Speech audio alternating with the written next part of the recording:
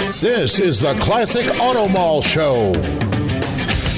Broadcast from the studios inside the Classic Auto Mall in Morgantown, Pennsylvania. Just 1 hour west of Philadelphia at Pennsylvania Turnpike exit 298. Featuring nearly 1,000 classic, vintage, and barn-find vehicles for sale under one climate-controlled roof. Now, here's your host, Classic Auto Mall president and the man with all the toys, Stuart Howden.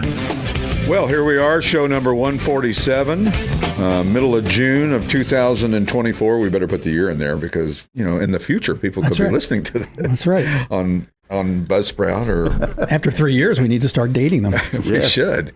JR and I were talking about trying to go back and archive all this stuff that we've done, 147 shows, and it's a lot to it. Yeah.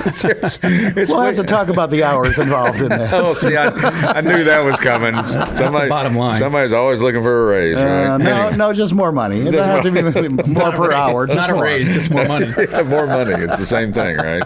Welcome to the show, though. Beautiful sunny day here. We've had some terrible heat wave in this part of the world for this part of the time of the year. Normally it's August when we get this stuff, but it was 105 and I was digging a ditch out in the backyard. So not going to do that anymore. But we've got an amazing sales week last week. Yes. It was really impressive. And, of course, the consignments have come down to a trickle for some reason. So if you've got a great car, it's a perfect time to bring it. We're not going to... Steve's praying no more car shows. For those of you who don't know, Steve writes all of our descriptions. I just need a week off, just a week of no cars. No, we're not going to do it. Keep bringing them. Keep bringing them. Come on, keep bringing them. We need them all that we can get. Beautiful Buick GS out there, by the way, 455. Yeah, that's a really, really nice car. And where did we sell cars this past week, you say? Correct.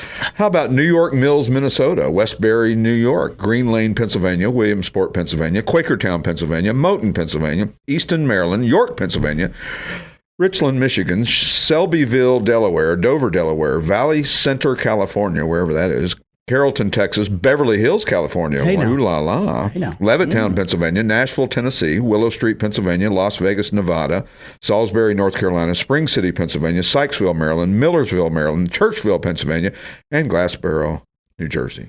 You know, a Moton is not far from here, right? It's not. And there's got to be 1 million cars in Moton, hidden away at Moton, because we get a lot of consignments from Moton and a lot of sales in Moton. Pottstown and Moton seem to be our biggest area that's right around here. Amazing. That's close to us. So why, I don't know. I did notice a new arrival, too, on the way to the rest stop, let's call it.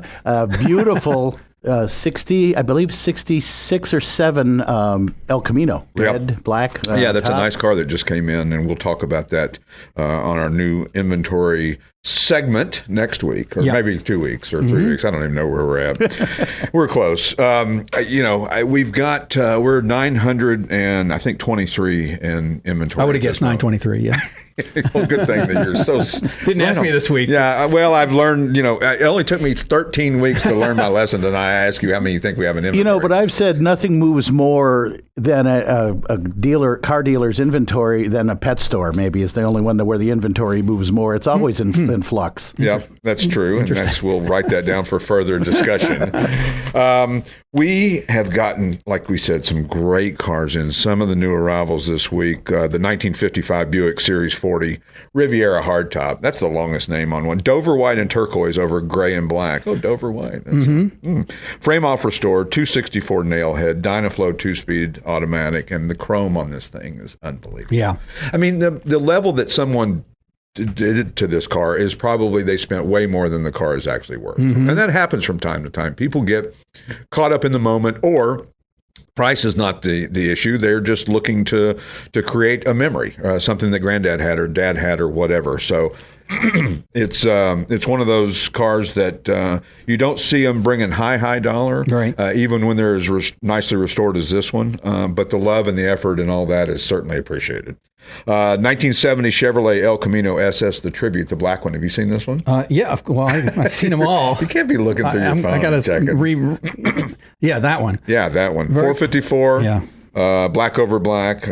Just a nicely done Tribute. It's got the aluminum heads, or as the British say, aluminium. And the 12-bolt rear. And it's just a really well done Tribute. And it's nice to see these Tributes because not everybody can afford a true SS, 396 El Camino or Chevelle or Camaro or any of those General Motors products that had those, because they have gotten pricey. They are. I mean, a 396 true SS El Camino is probably 60, 70, maybe even higher, depending on the level of restoration. And it's just supply and demand, it seems to be.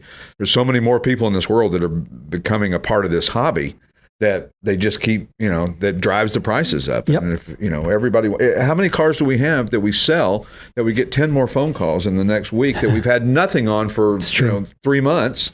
And then all of a sudden, everybody wants. It's weird how that happens. Actually, it happens a little bit more than normal. So, but anyway, the 70 Chevelle or El Camino, great car. The 68 Dodge Coronet RT hardtop tribute. This one, sublime green over black. It's a 440. Man, this thing is so cool looking. That thing, that is cool. Yeah, it doesn't stand out much in that sublime. I think if you're a shy person, it probably would not be the color that you would pick for the car. But this one has got also that electronic fuel injection that they put on that looks kind of like a carburetor. Oh, right. And has made fuel injection accessible to a lot more people. And, granted, listen, not everybody wants to rebuild a carburetor. They're not they're not always fun. They're a little too intricate for me. Right. This makes it a lot easier to start the car. And starting the car, as long as you don't pump the crap out of it. That's right. Don't flood it. Well, that was the problem with fuel-injected cars back in the 60s. People were so used to getting in the car and pumping the gas, 20 times if the car had been sitting for a week, and that's the worst thing to do for a fuel-injected car. It'll make it not want to start. And so and a lot of people just ripped off that fuel injection and put a 4-barrel on it. And then, of course, the fuel injections became, the unit themselves became very valuable. Right. And still are. I mean, to find an original one from back in the day, a Rochester fuel injection unit that would be correct for the car that you're restoring, I bet you can pay $8 or $10 grand for that. Is that right? Yeah. And because people didn't think about collectability and values back in the day. And so, of course, all of a sudden you got this big hunk of iron sitting there and you go, well, we don't need that. Throw that in the trash or whatever. In a box in the attic that nobody will ever find. Right? How about the 1957 Studebaker Golden Hawk hardtop? Tierra gold and white over gold. This thing is maybe the finest Studebaker Golden Hawk I've ever seen. It's a good one. It really is. I've seen it. The guy did a frame off restored, rebuilt 289 cubic inch, 275 horse, supercharged V8, and the Flight-O-Matic. It sounds like you're running from something. Automatic transmission. Only 4,300 of these built. And not all of them were gold, but this one is spectacular. And even though it's called a Golden Hawk, they weren't all gold. That wasn't the name of it. But you want a gold one. Right. You kind of want a gold one. Yeah. And they're just so unique. The body style is just wild. And it's one of those ones that when you were younger in the hobby, you probably wouldn't have looked at or thought much about or thought that was anything cool. But the more you see that car and that particular model, and you really learn to appreciate the design on it. You learn to appreciate the rarity of it, and that it was fast. And we've had our fair share of modded Studebakers. Sure. This one is pure and very, they very just nice. had a question on Jeopardy just last night. It was a car category, and they had actually Packard made the Hawk first. Yeah. I didn't realize that. Packard, Studebaker, and Packard were both the makers of the Hawk, and then I don't know what year that changed. Probably 56 or 58. I don't remember. I think it was 58. Yeah. But a wonderful car, and you certainly would be unique at any show or meet that you go to. Unless you go to a Studebaker show. And they're pretty active. Or a Golden Hawk Studebaker show, particularly. Very active Studebaker clubs around the country. Absolutely. It's amazing. Yeah. Absolutely. Also new, the 67 Austin-Healey 3000 Mark III Roadster, Colorado red and black over black interior. This is well restored, dual SUs, carbs, 4-speed manual with overdrive, which is nice to have because, especially if you're cruising down the highway. Yeah. A fifth gear is desperately needed in a lot of cars. Just jam it up. Can you make your own fifth gear if you jam it hard enough? Sure you could. Just push it in. You try that on yours. Yeah, let's do that. Yeah. I don't have a man. Oh yeah, I do. I have a Porsche manual. There you go. Try for a 7th gear. All right. Well, yes. Yeah, we'll follow you and pick up the pieces. Thank you. I appreciate you guys are so kind. Last but not least, the 69 Jaguar XKE 2+2 Coupe. Carmen red over tan. It's a project car. This is a drivable project. And I recommend if you're going to do a project car, find something that's got a really solid body and that's drivable. Enjoy it for a little bit of time and then restore it. Because if you don't and you buy it and it in a boxes, 3 years later, you're going to sell the project because you got tired of it. You got bored with it. And so this one's drivable. You use it, take the kids, go get ice cream, use it for 6 months or a year or 2 years. 100%. And then, then rebuild it and do what you want to do. I mean, Enzo Ferrari said the most beautiful car ever built was the XKE Jaguar. Right. So it's not necessarily the coupe. He may have meant more the Roadster. That's a famous quote. A very famous quote that who knows if it's true. It's like when Henry Ford said that you can have the Model T in any color as long as it's black. I don't know. That's right. I'm not really sure if that actually happened or not. You're going to talk about the Concours later, but that was a Jaguar focused. It was. The Cool Kids for Cars. The featured mark was Jaguar, and I got a little heavy-handed with the paddle down there for the auction, the charity auction. Nice. Yes, I have a helmet that is so cool. This helmet was signed by all the. Where is that? Here somewhere. All the National Hot Rod Association members countdown to the championship drivers in 2009 in Top Fuel, Dragster, and Funny Car. Wow.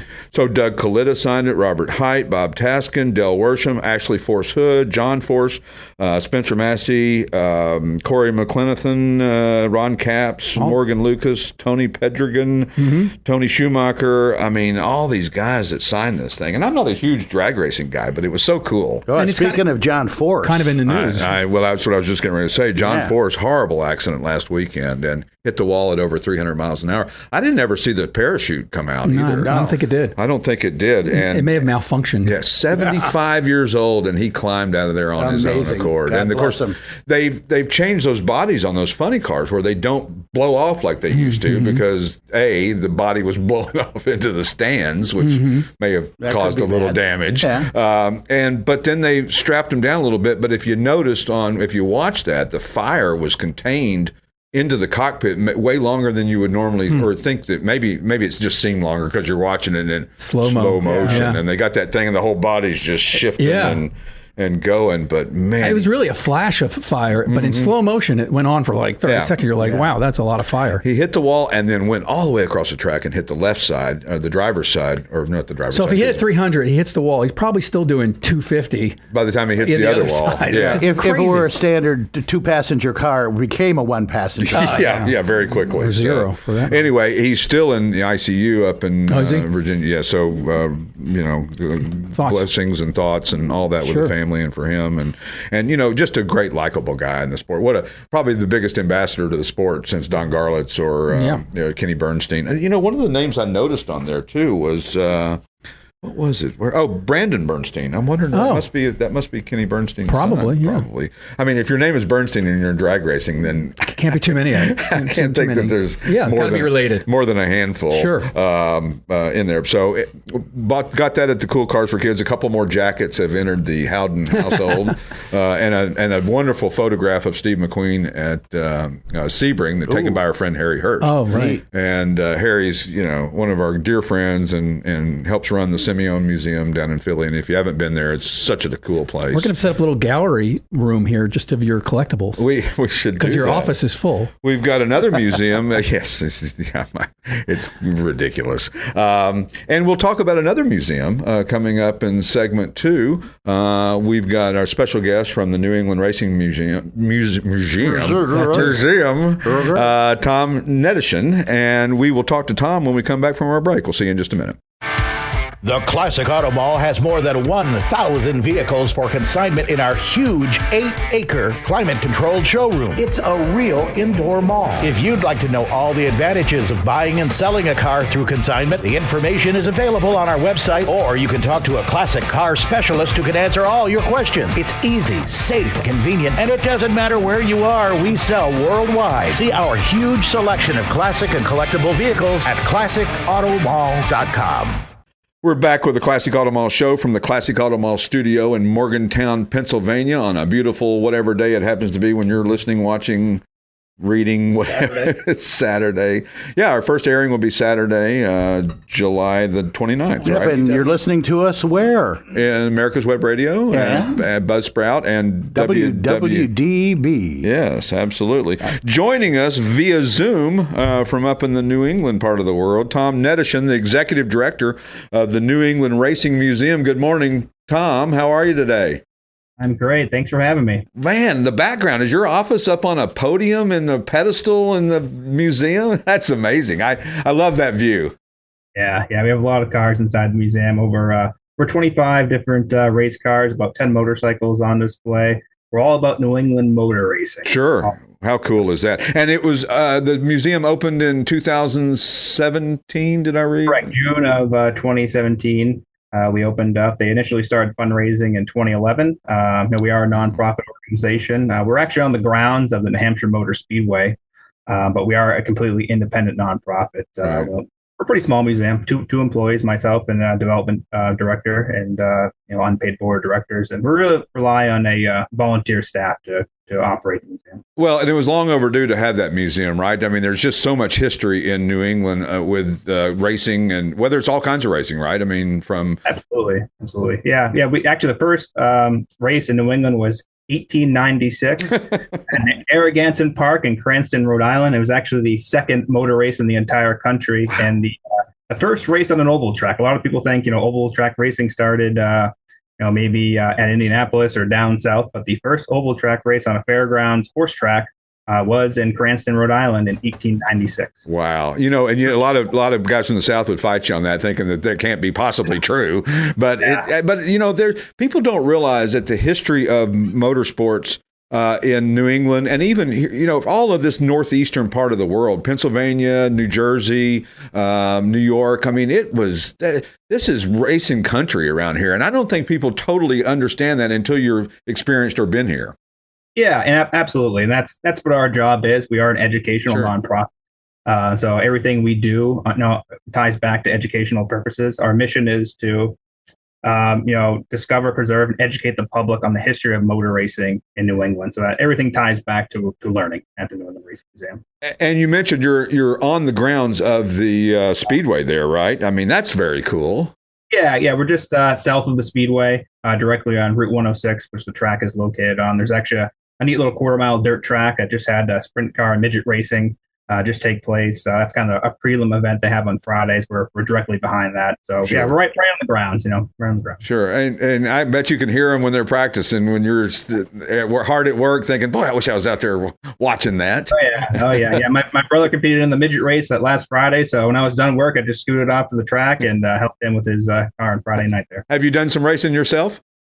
Not much, Right. just karting when I was younger, but my family has a race team, open wheel racing, super modifieds, midgets, across for the past about 17 years or so. We've raced across New England. Had a win at Oswego Speedway in New York a couple years ago, and I raced at Thompson, Lee, Star, and all across the New England region.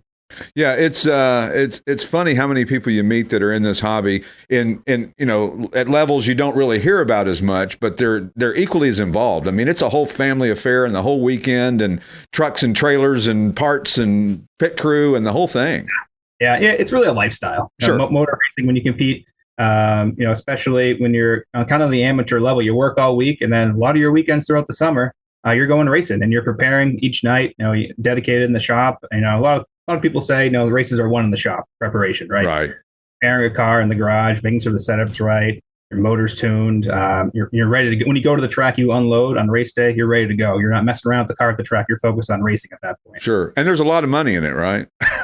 Yeah. Just kidding. Yeah. At the amateur level, no. I say people, it's an expensive. What's it all about? It's a really expensive hobby. Yes, absolutely. What you guys are celebrating, and that's awesome, because a lot of what you have celebrated in the museum, I can see the cars behind you, are people that are famous in the racing world, but maybe not as well known in the real world. And it's nice to be able to educate people about guys like that who had impact. I mean, there's some serious racers that are kind of under the radar from that part of the world. Sure.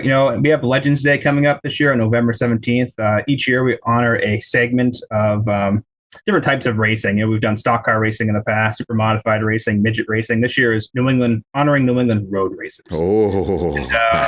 So we have some pretty heavy hitters in New England. Lime Rock Park is a world-renowned course in Connecticut, and a couple of our honorees are very closely tied to that track. Sure.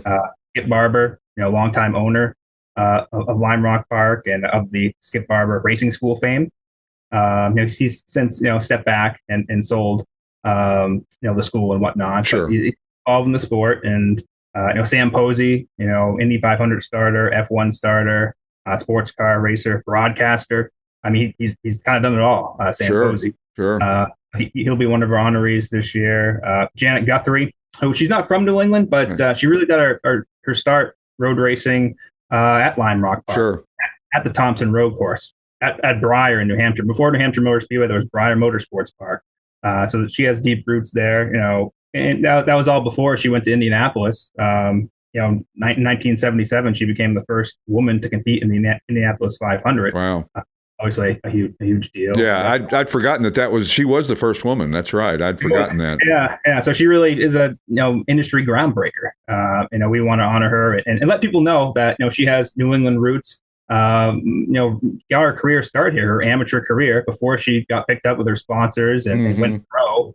She worked in the cars. She was hands on. She didn't just show up at the racetrack. I mean, Sure. She really earned her way to Indianapolis. Sure. The other honorees at Rob and Chris Dyson, 1997 and 1999, 24 Hours of Daytona winners. And Rob Dyson is actually the chairman of the Indianapolis Motor Speedway Museum. He is leading a $90 million renovation of that museum. That museum has actually been closed since last fall. That's right. That's right. How'd you like to have like 10% of that, right? Man.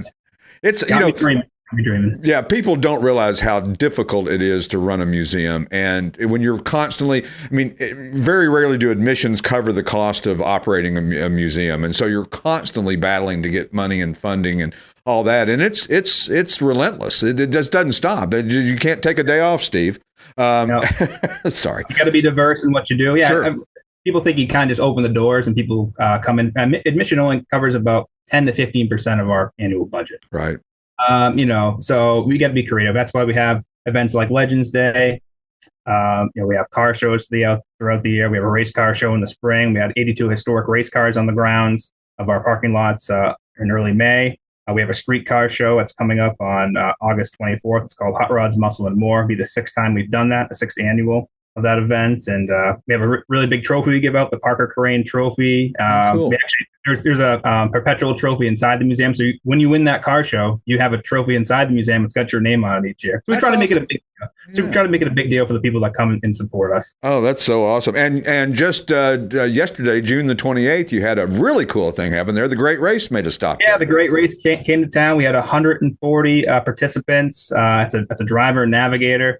Come to town, had fantastic weather, a great turnout. Sure. It's a unique event that doesn't return every year. We hope to have them back in the future, and it definitely brings.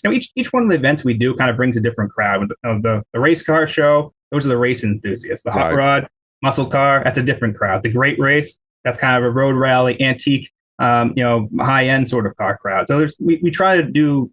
We don't put all our eggs in one basket. Well, yeah, smart, because if you did, you'd be in real trouble, right? It's you have something goes wrong, and then we try to be diverse in what we do, and Sure. our fundraising efforts are diverse, and that's kind of a sound strategy for a museum. You do different things throughout the year. And you were talking about Sam Posey and his involvement in road racing and from that part, or lived in that part of the world. I learned something interesting about him. He learned to drive on his grandfather's estate in a 300 SL Mercedes, and his racing instructor was John Fitch. I mean, Get much better than that. yeah, I don't. Yeah. You better go to Formula One. You better go to Indy if you've got that kind of background, right? Absolutely. Yeah, John Fitch was instrumental in the design of Lime Rock Park. Sure. We have a nice display on John inside the museum. Inside the museum too, we cover all different types of racing. Sometimes we get a kind of a stigma. Oh, it's a NASCAR museum because Sure. you're on a track. Not true. Right. We are motor racing. We cover road racing, drag racing, oval, dirt, motorcycle. Anything with a motor falls under our umbrella, let's call it. And the cars on display, we have a very diverse range of cars. And that's my job to make sure we're not too heavy in one area, Right. we're not too light in one area. We got to have a little bit of everything. We actually rotate the cars. About half the cars we rotate on an annual basis. That's great. And about 80% of the cars are on loan. So that it's done by design. So we can change it up. So our goal is for you to come to the New England Racing Museum once a year. And when you come up with a NASCAR race or one of our events, or you're up at the Lakes region, New Hampshire, tourism is huge in New Hampshire. It's number one industry throughout the state. The White Mountains, the Lakes region of New Hampshire. We want you to come up and check out what's new at the New England Racing Museum when you're in your summer trip up up to the region. Well, a lot of museums made the mistake of having static displays for years and years and years and years and years, and couldn't figure out why they couldn't draw people to come to it. And they realized that they were getting no repeat business. And of course, when you have the NASCAR race there, it brings in 90,000 people, I think, attend that race or something. About 50,000 now. Right. Yeah, in its heyday, the capacity was about 90,000. That's about 20 years ago at this point. How bad of an impact did it have when NASCAR went from 2 to 1 race in that area? It had to have a huge financial impact on the area. It did. You got to think about hotels, restaurants, even attractions like us. We were kind of just opening up when that happened, so we weren't really dependent on it. And again, since our fundraising, we're not dependent on NASCAR. It's a great fundraiser, and we do very well, but we're not solely dependent on it. Sure. So we're diverse. But yeah, it's a big economic driver, no doubt. When you bring 50,000 people to a region, that's a lot of revenue. That Well, and NASCAR is a completely different animal than it was back when it started. I mean, they were looking for tracks back then, and now that doesn't seem to be a problem. They're going a little bit of everywhere.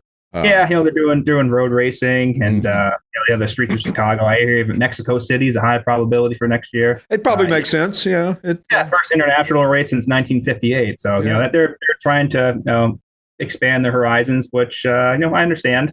But I think we're hearing potentially the race could be moving back to the fall time next year at New Hampshire. Oh, wow. That'd be interesting.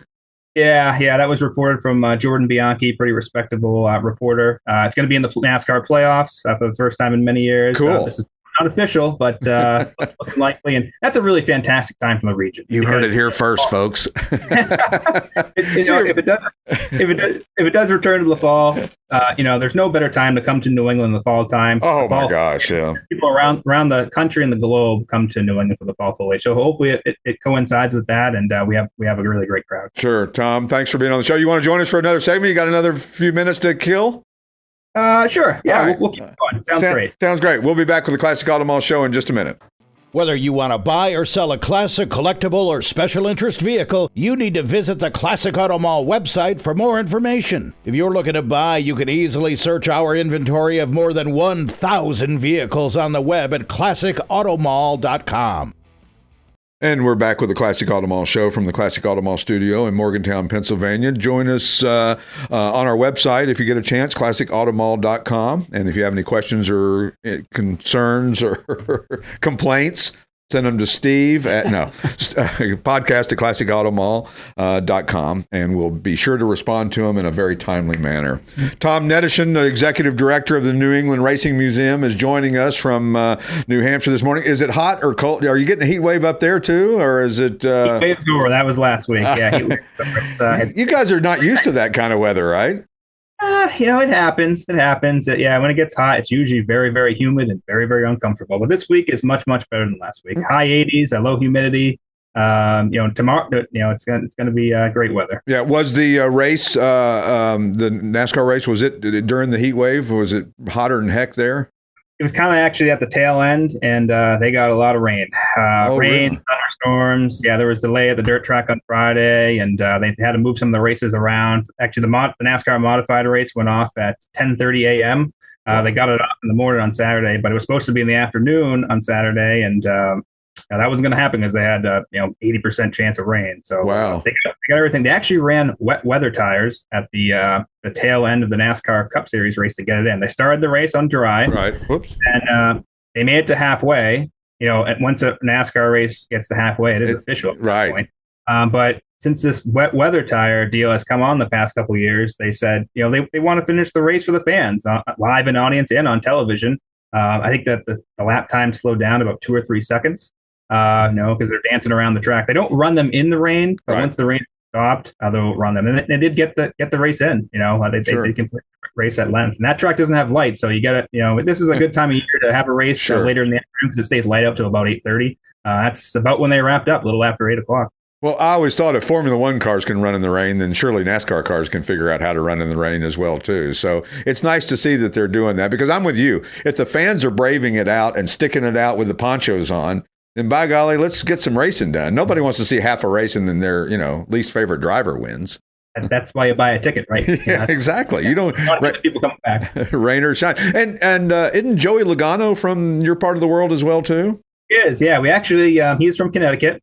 We actually have his 2018 NASCAR Cup Series Roger Penske car in the museum. Oh, nice. And if you remember, that is the car that he won at Martinsville, racing Martin's Truex Jr. Right. Pretty rough. The car's beat up. It's got rubber down the side, donuts in the side of it, and he actually won in Martinsville, and that projected him into the Final Four for the NASCAR playoffs, and he won his first championship in 2018 Sure. Back at Homestead Miami Speedway. So, yeah, we got that car on display. That's a big hit, especially during NASCAR weekend. Sure. And if you met him in an airport, the last thing you would guess he'd do is being a NASCAR driver. He just doesn't look like the prototypical NASCAR driver. But boy, he's a heck of a driver. Oh, my gosh. Yeah, and a lot of them are looking that way. That's kind of next generation's kind of coming through in NASCAR. You had Kevin Harvick retire last year, and there's not too many left that have really been there. Have a real long tenure. You have this kind of new generation, and kind of in a transition, so to speak. Sure. Great guy, great supporter of the museum. Joey Logano, definitely. This is definitely his home track up here at New Hampshire Motor Speedway, right on the site of the museum. And you wonder where the next generation of stars will come from in NASCAR. Will it be, somebody who comes over from a different discipline, or will it be some new kid who's, the Tiger Woods of, boy, that makes me sound old when I say that, the Tiger Woods of NASCAR, right? I mean, is there anybody on the horizon that's going to be that guy, you think? Hard to tell at the moment. I dirt track racing across the country. When we're talking about oval track racing, dirt track racing is doing very well. You have the likes of Kyle Larson and the winner, who actually won the NASCAR Xfinity race on Saturday and the NASCAR Cup Series race, Christopher Bell. He's a dirt guy. Right. He's a midget racer, sprint car racer. I think there's a lot of dirt racing that happens, not really specifically in New England, but Pennsylvania, the Ohio River Valley, Indiana, California, even down south with the late models. Sure. There's a lot of dirt racing. They bring big crowds, and at the end of the day, a motor race really, it's about the on-track product, right? The excitement sells the ticket. Sure. Well, no different than drag racing. I mean, if the only place you ever saw drag racing was on television, you go, that doesn't seem that great until you go there and you experience the fumes and the sound and the thunder and the, the whole 9 yards. So your organs are shaking on the starting line at nature. So your kidney doing a little bit of a dance inside you, I call it sensory overload. It absolutely is. It's amazing. Now, at one time, you probably don't still have it. You had a Duesenberg in there. What was the connection of the Duesenberg that was in the museum? Yeah, the Duesenberg was a really interesting car. That was from, I believe it was 1912. That raced on the board track in Salem, New Hampshire. There is a professional board track. These would be the stars of the Indianapolis 500 of the day. Right. That ran from about 1922 to 1926. Pretty short tenure on the board track. But that ran there. Didn't want to race there, but I did run there. It won at Middletown, the dirt track down there. It won on the fairgrounds. It ran there in Middletown, New York. But yeah, that was an interesting period example of kind of a forgotten era of board track racing and big car racing of the day, as they call them. Two-seaters. Now, you had a ride-on mechanic in those days. That would be right. your spotter in the car, and checking your gauges. And sometimes even you got to slow down and open the hood and see what's going on there. Leaning out up over there, and yeah. It happened. But that Duesenberg, it's still around. It's owned by one of our board members, Joe Freeman. He takes it around the country. It's still actively, driving on, going to concourses and driving in rallies, stuff like that. I love that. He likes to stretch the legs on that car. So we had it for a period of time, but it's out running again. Sure. And do you still have your slot car track in there? Yeah, we have a slot car track, the 4-lane slot car track. The kids love that and adults love it. We have an iRacing simulator. Courtesy of the folks down in iRacing in Bedford, Massachusetts. iRacing is in New England. That's their home base. Sure. So we have that. And we actually have a really interesting display. It's a digital track map. And what it is it's the 6 New England states, and you click on it, and there's basically icons across it. You can click the icons, and you can learn about all the tracks across the region that are currently active and non-active. Unfortunately, most of them are inactive. Right. I think there was about 256 racetracks that have been in the New England region. And wow. you kind of kind of a surprise to a lot of people. Massachusetts had 56 tracks at one point. They're down to 2. Wow. New Hampshire has the most tracks. We have about, I think there's about 12 active racetracks in New Hampshire. That's a lot, right? Yeah, New Hampshire definitely has the most. A lot of short track racing. We have a little bit of everything. We have drag racing that has a national event with New England Dragway and Epping. We have New Hampshire Motor Speedway. There's some sports car clubs tracks throughout the region. A lot of short oval tracks throughout quarter miles, 3/8. So there's quite a bit. There's quite a bit of racing that still goes on in the region. And the problem, not a lot of dirt racing because it's a lot of sand and rock up here. Interesting fact: the track behind us at the New Hampshire Motor Speedway, they actually had to truck the dirt from the Connecticut River in Vermont to the track because the local dirt, it's all sand. It just doesn't work. Yeah, it doesn't hold together. It doesn't bind together. So and that's what makes dirt track racing a little bit challenging in the region. So there's not a lot that goes on throughout here. Well, and the other thing that happens up in New England a whole lot is tours. Whether it's a organized tour or 10 guys get together with their buddies and map out a tour they're going to take, or organized rallies and things like that, because it's just a beautiful part of the world, right? Yeah, and especially in the fall time, we have the British car clubs come in. We have all sorts of Corvette clubs that are coming in. They're calling us, and they're basically heading to the Lakes region of the White Mountains, and they'll stop in. And we have a great group rate. If you have 20 or more people, it's $10. Oh, awesome. General admission usually for us is $15. So if you have a car club or group, we welcome them to come to the museum and check us out. And throughout the summer months, the museum is open Saturdays and Sundays at 10 a.m. to 4 p.m. During NASCAR week and special events, hours will be posted on our website. But you can see us pretty much, from beginning of June to mid-October. As soon as the leaves fall off the trees, things start to quiet down in our region. Yeah. We are open year-round, though. We are open Saturdays. 10 to 4 year round once the we call it the summer season is over. Right.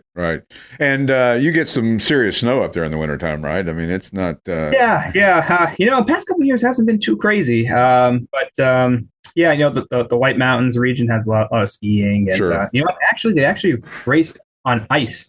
A lot of people don't know that on Lake Winnipesaukee in the wintertime, in February, when kind of the midwinter, so to speak, they put treads on sprint cars and stock cars. They actually hold races on the ice. They plow out there. And we actually have one of those cars in the museum. One of our volunteers, Alan Dara, his car is inside the museum. People are looking at it. What the heck is with the chains on the side? This race on Lake Winnipesaukee. So it's kind of a curiosity. That would be fun, I think, racing on ice. That would be, you got it. Your skill set better be pretty good. It better be on top of the wheel. And it's also the visibility, too, sometimes, because you got snow flying everywhere. Exactly. This car's got 3 windshield wipers on it. Right. Of course. Why not? And then you've got a Hall of Fame thing going there, too, right? With Mike Joy is a member, and Ken Squire. Yeah, we don't officially call it a Hall of Fame. Oh, gotcha. There is another Hall of Fame already that was established in the 80s in New England. So we call it Legends Day. Sure. And, we each year we have different legends, and we've done stock cars, super modifieds, midgets, and we're going to do road racing this year. Road racing. Right. That's November 17th. Tickets will be on sale soon. And that's kind of our premier event every year. I tell people the museum is a passion project. Everyone that supports the museum is passionate about racing across the New England region, whether you're a driver, an owner, a fan, a crew chief, or someone who was a track owner, or someone who was involved intricately in the sport. That's our supporters. Those are our people. Sure. We call it racing people, let's call it. And Legends Day is our chance to honor different segments of those different segments of different types of racing. And what it is they go on stage and they have a Q&A session, talk about their early years, their careers. It's always hosted by kind of someone who is an industry expert. This year, it's going to be hosted by the announcer of Lime Rock Park, nice. Who knows a lot of these people and knows them well. Sam Posey, Skip Barber, Janet Guthrie, Rob Dyson, Chris Dyson, Giacomo Jr. and Senior are going to be our honorees. And at the end of the event, we actually have banners that we raise, permanent banners that go up, kind of like it was actually the inspiration was the Boston Garden. Sure. The event was started by race promoter Russ Conway. Unfortunately, since passed away a couple years ago, but he kind of wanted to pay a tribute to the Boston Garden, where you look up when you're in the museum, you see all these banners. It reminds you of that. Yeah, has their likeness on it. Sure. The shot of them and kind of some of their major career accomplishments. We unveil those banners at the end of the event. Awesome. That's quite a lineup of people to come up your way too. Yeah. This year's going to be pretty special with the road racers. Sam Posey, Indy 500. Legendary, yeah. 500 road racing, F1, Skip Barber of Lime Rock fame, kind of the nuts and bolts of road racing. Sure. If you think of Skip Barber and Janet Guthrie got her career started here with racing across the region as well, and Rob and Chris Dyson, some of the most successful business people in the entire country. Sure. Road racing and still racing today. Still happening today. Absolutely. Trans Am. I think they were at Lime Rock earlier this month racing. And Giacomo Senior and Junior. A little bit of interesting, Giacomo, his real name was Chauncey. Right. Giaco is the nickname. But much better. He actually, he was oval track racing and road racing. He won I think it was a 500 lap feature event at Riverside Park Speedway in a stock car in the 1950s. That's too far. Yeah, it's pretty extreme. Sure. But his son was involved with, he raced NASCAR a bit and road raced. So there's some crossover there with the road racing and oval track racing. So a great lineup, an interesting lineup. And, the Giacomo Son team and the Dyson Son team, they'll be honored on a banner together. So they can have a family banner inside the museum, and Guthrie, Barber, and Posey will have their independent banner. So yeah, we're pretty excited. It's going to be a great event. Again, that is November 17th. Tickets will be on sale soon. NERmuseum.com. And New England Racing Museum, there's only one, so you can't miss us. Awesome. Thanks so much for being on the show, Tom. We really appreciate it, and I hope you have a great day. Fantastic. Thanks for having me. Take care. Buying and selling via consignment is safe, easy, and secure. We advertise, sell, and ship worldwide. And if you'd like to know all the advantages of selling your car through consignment, the information's available on our website, or you can talk to a classic car specialist who can answer all your questions. Plus, you can easily search our inventory online at classicautomall.com. And we're back with the Classic Auto Mall show from the Classic Auto Mall studio in Morgantown, Pennsylvania. Yeah. What a nice guy. Tom Netishen, Executive Director of the New England Racing Museum. Go check that place out. It sounds pretty cool. Yeah. There's a lot of vintage racing that goes on up. A lot of my guys go up to Lime Rock and Thompson. Sure. Well, not Thompson, but Lime Rock, and do a lot of great racing. Yeah, it's still going on. It's this part of the world. There's way more racing stuff going on than I ever realized.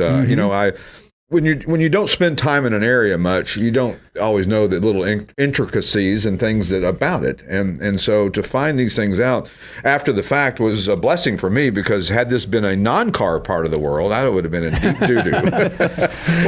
This mall. Empty mall. Yeah, nice empty mall and no cars and no people coming in. Yeah. Way to go, Stuart. Yeah. And Vermont and New Hampshire and really Maine they're like the size of Delaware. So you can tour a lot of places. It's not, I hit 3 states in one day. Yeah, it's like, I meant to ask him, though, do they get tired of the New England lumping of, everything is New England? It's not Rhode Island. Nobody has their own identity up there. It's all New England. Yeah. So, the New England Patriots are the team. And I didn't say go Celtics to him either. So I should have said that. What was I missing? I don't know. You've said it now.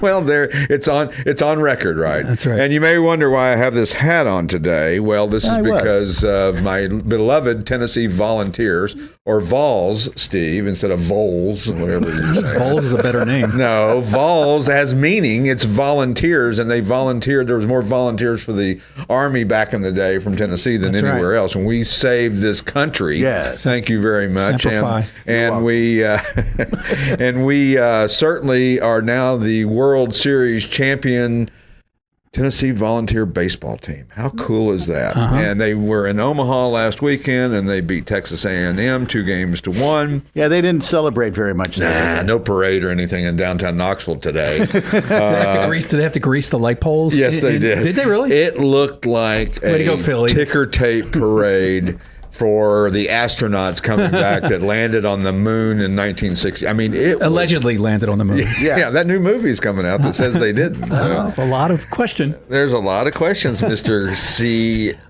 conspiracy. Yeah, you get a lot of that on TikTok. Speaking of TikTok, if I could just say we hit a milestone that Oldsmobile hit a million views yesterday. Wow. Yeah, so that's pretty cool. crazy. And we're just about 60,000 followers on TikTok. Follow us there and every other avenue of social media and YouTube. So if we could start another one of those and call it Talk Tick, would that be an infringement of their No. whatever? No. So. But all the cars have to back up. We have That's to all true. be in reverse. That's true. So we were talking about the Cool Kids for Cars, Cool Cars for Kids event last weekend at the Simeon. It was a really amazing turnout. Jaguar was the featured mark. They had some great people down there. They had some great turnout. The silent auction was once again expensive to me, but now I have 4 of the coolest Top jackets bidder, you've ever Stuart seen. Howden. I have 4 of the coolest. I have 2 Shelby jackets. Yeah. One signed by Chuck Cantwell, Pete Brock, and Roy Schoberg, and then the one I got the other night signed by Chuck Cantwell. Oh, nice. And then I got a Jaguar team jacket, which is really cool. Was and Chuck then I got down the there? helmet. Yeah, Chuck was there, and then I got the helmet, and then the print from Harry Hurst. So Nice. It was a lot of fun, and but anyway, hats off to my beloved Vols. Thank you guys so much. We needed a national championship because my wife was wondering if Tennessee was ever anything of anything. Wow, we're watching any this college again. Sports. Right. Yeah. Oh, was it on television?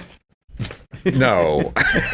Was it that important? No, it wasn't on television. I didn't think. It was I on. must have It missed was on AM radio. We gathered around the fireplace with the AM radio. And we had a pot of beans. And, I miss Vince. I used to listen to the radio with Vince Scully back in the day. Well, 860 AM. in Tennessee football times, when John Ward was the announcer, one of the greatest football announcers in the world, everybody would turn the volume down on the TV and turn the volume up on the radio. Of course, the problem is that he embellished the touchdowns a little bit. He'd go, and now he's on the 10, 9, 8. He's already scored. Already got. 7, 6, 5, 4. And then his big thing was, give him 6.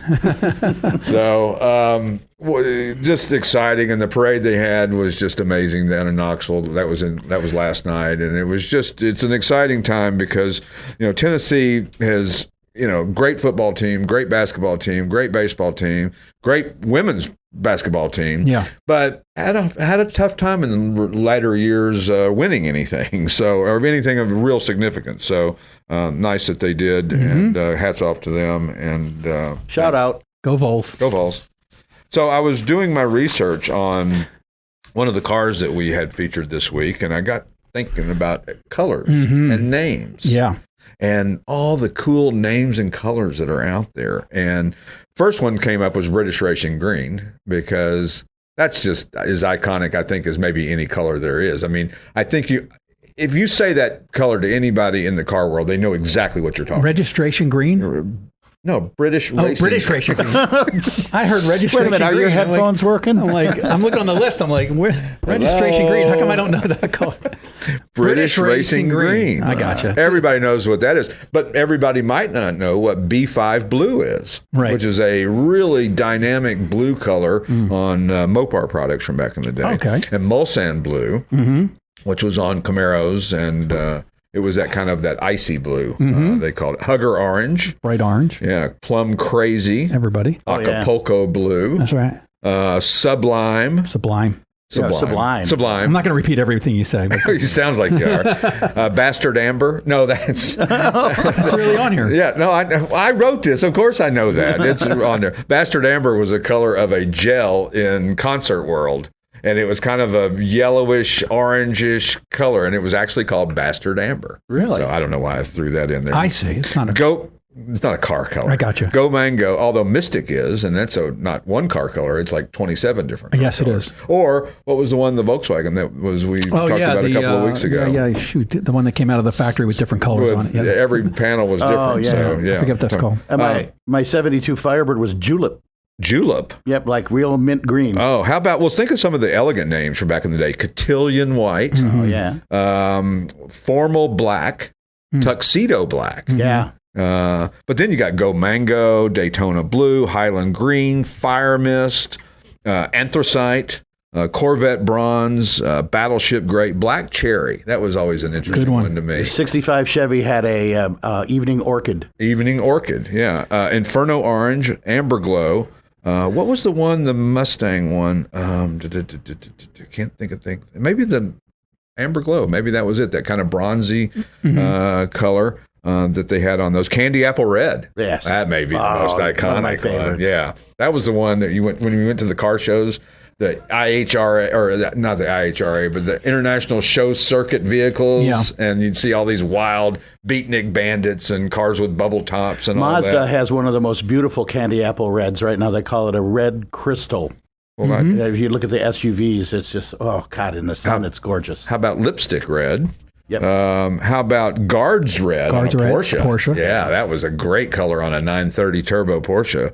Cameo white. And this one isn't a unique one, but it was my mom's favorite, navy blue. She said that's the most elegant color for a car of any type. Navy blue just really sets a car off. So Hemi orange, school bus yellow. Yes. Interlagos blue, which was a BMW I had, which is based after the South American racetrack. Oh, okay. And they called it Interlagos blue, but I'm not quite sure. Marlboro maroon was a Corvette color. Nassau blue, a Corvette color. Lindale blue, which was the blue that was on that 67 black hardtop Corvette that we had. That was gorgeous. It's that steely blue. Yes, it is. Marina blue. Marina blue, yes. Old English white. Obsidian black, that's a Mercedes color. See, I did my homework here. You did. Let's see. Polo green. What was that on? Yeah. Polo Corvette. green. That darky greeny with a tan top. Kind of like British racing green. But Arrest me red. Arrest me red. Pull me over red. Sassy green. Saturn yellow. How about Tor red? Vitamin C. Wimbledon white. Grabber blue. And there was a torch red, too, I think, Corvettes. There was. Patina. And primer. That's it. Yeah. Those are our list of. And what was the color on your motorcycle? Because I thought that was really stonewashed white. Stonewashed something beautiful. white. Isn't it a beautiful color? It really is. It's slightly off white, like it's stonewashed. And it's got that just silver accenting on it. To me, it's one of the most elegant motorcycles I've ever seen. It's a beautiful. And not just because I have it for sale. That's right. ClassicAutomall.com. Go to inventory. Yeah, it's not just because of that. And it's a Harley, folks. And it's a Harley, by golly. And I put 9 miles on it in 2 years, so I got kind of tired of paying the insurance. Like new condition, as we say. Yeah, less than 400 miles on this. That's right. And it's got original everything, gas included. Yeah, really? Is that right? It has new car smell, and it's not even a car. Smell the leather. What's the interior color? Well, that's just the seat. Just a black seat. So we were talking with, I was talking with a guy who bought a car from us the other day out on the floor, and talking about undercarriage photos of cars and how a lot of places you won't see an undercarriage photo of a car because, quite candidly, the undercarriage of a car is the least it's like looking under, you're looking at the lip when you undo your disposal. Yeah. And where it attached to it's not a pleasant part of the world.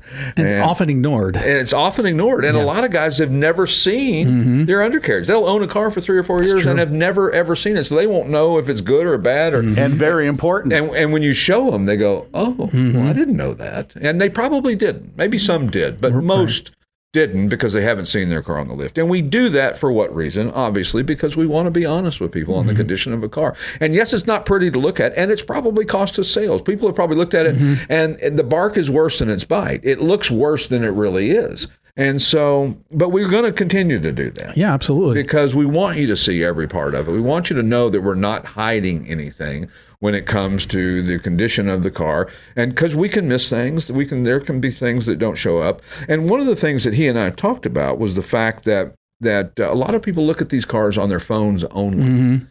And you really don't get a full appreciation of the depth of the pictures on a phone. You look at it on a desktop, on a bigger monitor or screen, you're able to see a lot more detail in the car. So I recommend that if you have the opportunity to do that. Now, this guy said, look, I don't have anything but a cell phone. But if you have the opportunity to do it, look at it on a computer, on a nice high-res computer screen. Right. It really will show you lots and lots of things that you probably wouldn't see any other way. So eyes wide open.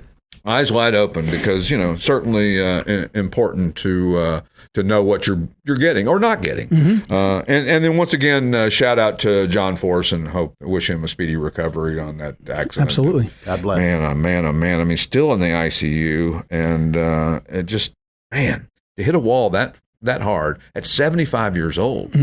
I mean, I can remember 75 years old was nursing home material not too long ago. That's right. and all of Now a you sudden, can be president. Now you can be president. He couldn't help that one, could he? No. That was anyway.